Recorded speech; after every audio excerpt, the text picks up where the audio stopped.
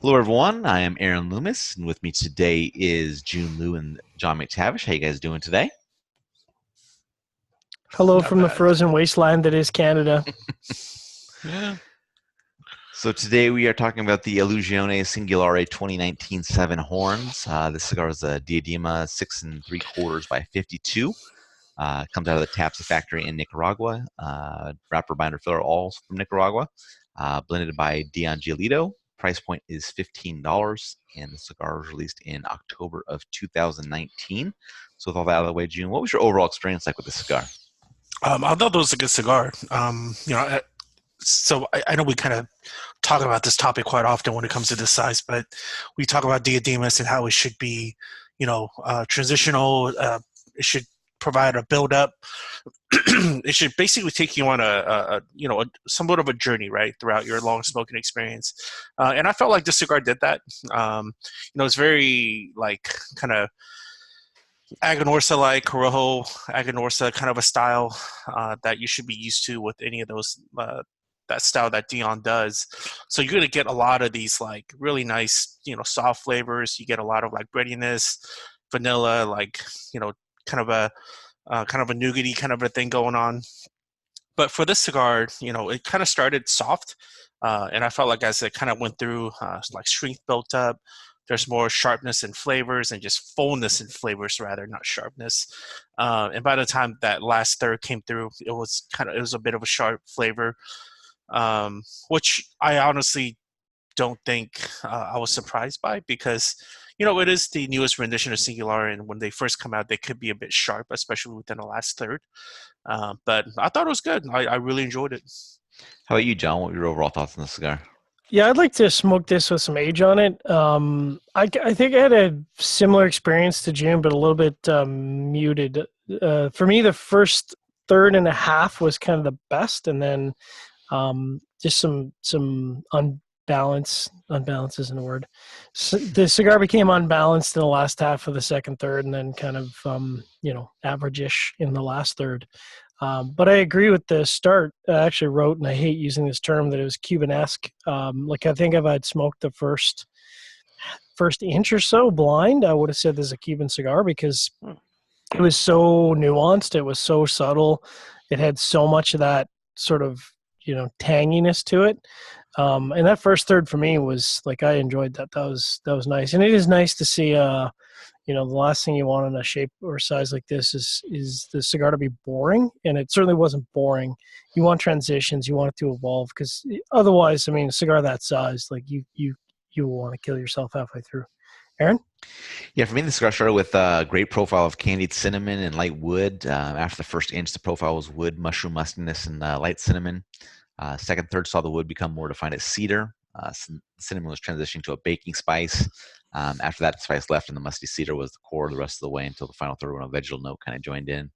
Construction was really good. Strength was slightly below medium until the final third when it kind of bumped up a notch. Um, I thought the cigar began great. That candied cinnamon is just really hit the spot for me. But as it became lighter, the profile kind of dropped down a level of enjoyment. And it was pretty average after that. Long smoking time became a little bit mundane for me, as you were kind of alluding to, if that happens for you. So this is not my favorite Singularé. I'd prefer the 2018 or the 2010 if I was making a pick. I would smoke with the skin, just kind of see how the consistency is across time, but also with some age would be a nice way to do a revisit. So I think if you're a fan of the Illusione or the Singularé line, this is a must try. You have to give it a shot. Just kind of see how you think it ranks in the various years. So let's get into the scores. Start at the top with you, June, at 7.42. Seth, who wasn't able to join us tonight, gave it a 7.27. John was next at 6.42, and I gave it a 5.85. So June, 7.42. It's for this year, it's a great score. Yes. For any other year, it's a good score. But even with that said, I in terms of new scars that come out this year, this is definitely top notch for me. I totally agree with you in the sense that this is definitely not my favorite Singular as well. I mean, like last year's Singular Turin, and of course a singular of all singulars, the Phantom. Right. You can't compare it to those two cigars.